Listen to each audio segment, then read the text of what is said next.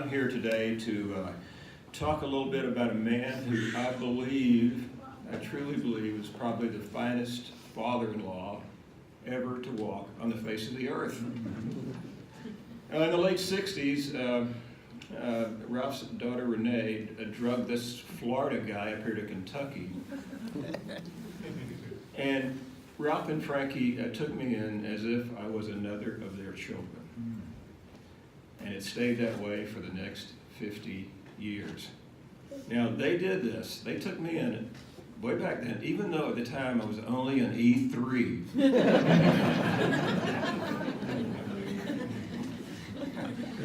Everybody knows all the words you could use to describe Ralph Reese. I mean, the dictionary doesn't have enough of them. But there's one phrase I think about that I think would be a good thing for all of us to take away from here. And that is, being around Ralph Reese made you want to be a better person than you are. Ralph inspired you to be a better person than you are. I was struck by the tributes and accolades in the newspaper, the News Enterprise, on the internet, for Ralph, Facebook, and I took the liberty to write some of them down. Some of y'all have heard these already, but I think they're worth repeating. All I do is find my glasses.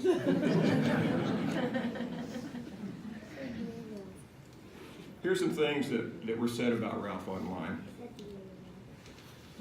Ralph was a treasure. We have lost a legend. Our community has lost a true American hero. The kindest, strongest, most loving man I have ever known. Blessed to have him as long as we did. Thank you for your dedication and service to others. Such an honor to have known him. One of a kind. The greatest grandfather ever. The Lord is getting a gem.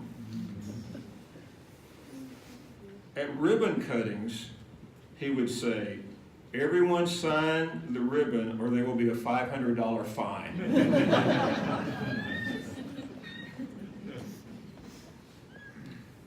He gave everybody $2 bills with his initials on them. I've got one in my wallet. Right up in the left-hand corner at the top, it says RLR.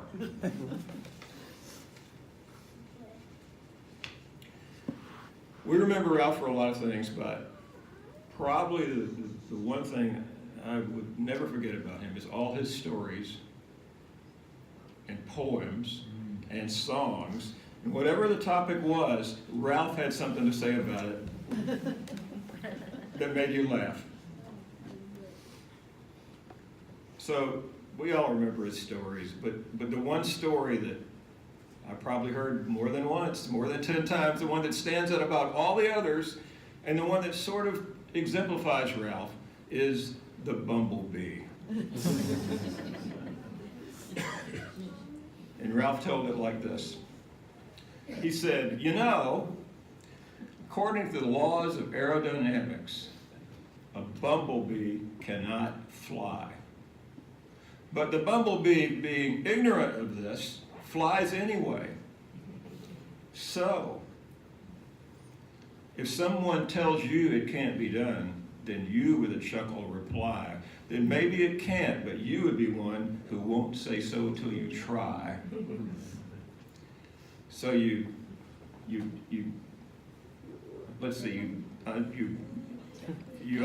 take off your coat, you roll up your sleeves, you buckle right down and get to it. You try the thing that couldn't be done, and maybe you can do it.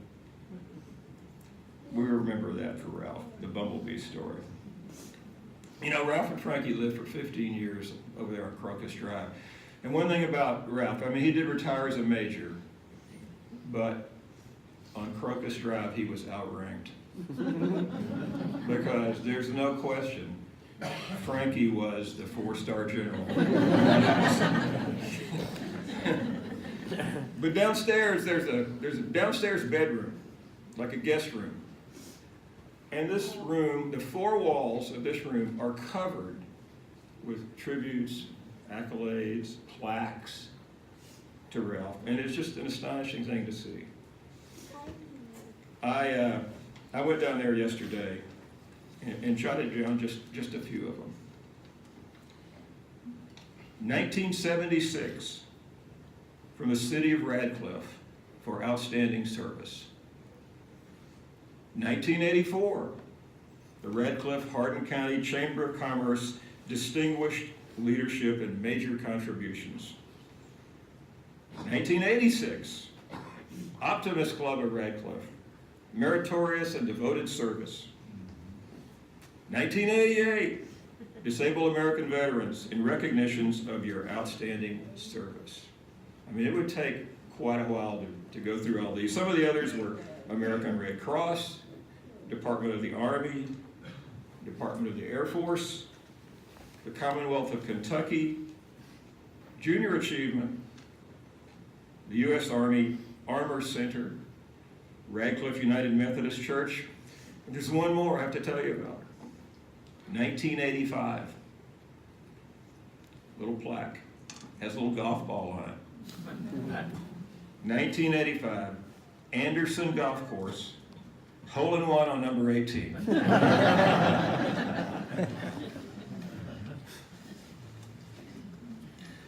Going through their things, we ran across something that Frankie wrote to Ralph on the occasion of their 46th year of marriage on Valentine's Day. I mean, if there's ever a book or a movie or a story written about love, Frankie and Ralph would have to be the leading characters. Anyway, in the early 90s, Frankie wrote this to Ralph. Now, this is after they've been married 47 years. I saw you in 1944 as the man of my dreams, and then as my husband in 1946. I knew life would be different when you showed up at the hospital at the birth of our first child with a tiny bottle of liquid dishwashing soap saying, "Look, there's something new and different on the market."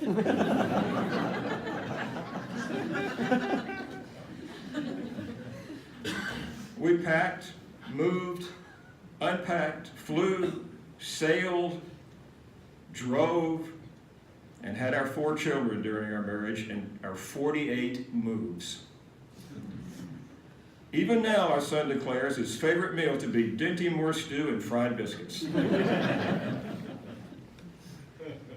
We retired at the exact time, same time.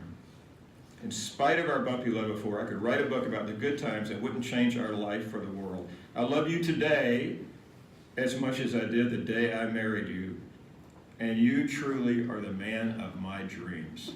What a nice tribute from Frankie. If that doesn't bring a tear to your eye, I don't know.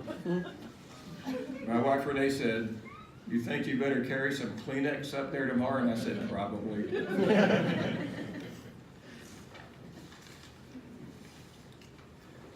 You know, Ralph loved golf, and I want to tell you this one more story about him.